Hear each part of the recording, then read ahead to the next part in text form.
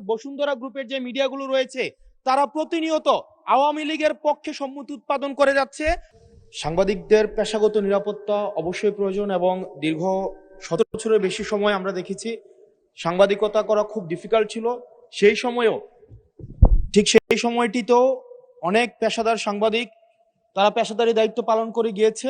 আমার প্রশ্নটি হচ্ছে, আওয়ামী লীগের সময় যেসব সাংবাদিক পরিচয় দিয়ে যারা গণহত্যা, যারা ভোট চুরি, গুম, খুন, ব্যাংক ডাকাতি সেগুলোর বৈধতা এবং সম্মতি উৎপাদন করেছে মিডিয়াগুলোতে, এবং যারা আজকে সরকার দলে আছে বিএনপির সর্বোচ্চ নেতা বর্তমান প্রধানমন্ত্রী, উনাকেও বিভিন্ন ষড়যন্ত্রকারী, দেশদ্রোহী হিসেবে আমরা দেখেছি বসুন্ধরার ইস্ট ওয়েস্ট মিডিয়া বিভিন্ন সময় নিউজ করেছে।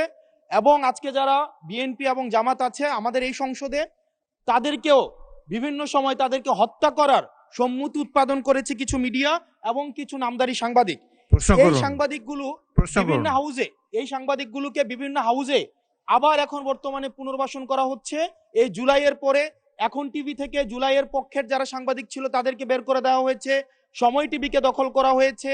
ইস্ট ওয়েস্ট মিডিয়া অর্থাৎ বসুন্ধরা গ্রুপের যে মিডিয়াগুলো রয়েছে তারা প্রতিনিয়ত আওয়ামী লীগের পক্ষে সম্মতি উৎপাদন করে যাচ্ছে।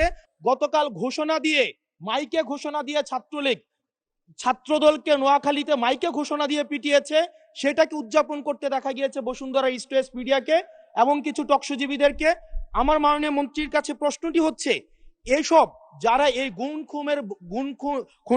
খুনের বৈধতা উৎপাদন করেছে, ভোট চুরির বৈধতা উৎপাদন করেছে, গণতন্ত্রের পক্ষে যারা ছিল তাদেরকে হত্যাযোগ্য করে তোলা হয়েছে, এইসব সাংবাদিক, নামধারী সাংবাদিক এবং এই মিডিয়াদের বিপক্ষে বা কি ধরনের আইনি ব্যবস্থা নেওয়া হবে, আইনি ব্যবস্থা আদৌ নেওয়া হয়েছে কিনা, কেন তাদেরকে আবার পুনর্বাসন করা হচ্ছে, সেটির আইনগত কি ব্যাখ্যা কি, সেটি এই সংসদের সামনে উপস্থাপন করার জন্য অনুরোধ জানাচ্ছি।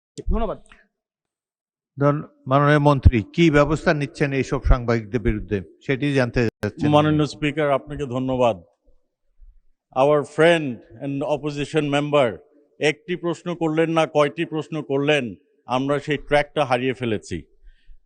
আমরা একটি কথা বলতে চাই, গণমাধ্যমের স্বাধীনতা রয়েছে, তবে দেশের প্রচলিত আইন অনুযায়ী সকল যারা এই গণতন্ত্র সমুন্নত রাখার বিপক্ষে কাজ করবে, গণতন্ত্র ধূলিসাৎ করার কাজ করবে, কোনো সন্ত্রাসের কাজ করবে, সে যেই হোক, সে আইনের ঊর্ধ্বে না, তার বিরুদ্ধে প্রচলিত আইনে ব্যবস্থা নেওয়া হবে।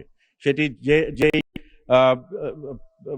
যেই সাংবাদিক হোক, আর আমাদের পলিটিশিয়ান, বিজনেসম্যান, চাকরিজীবী আইনের ঊর্ধ্বে তো কেউই না।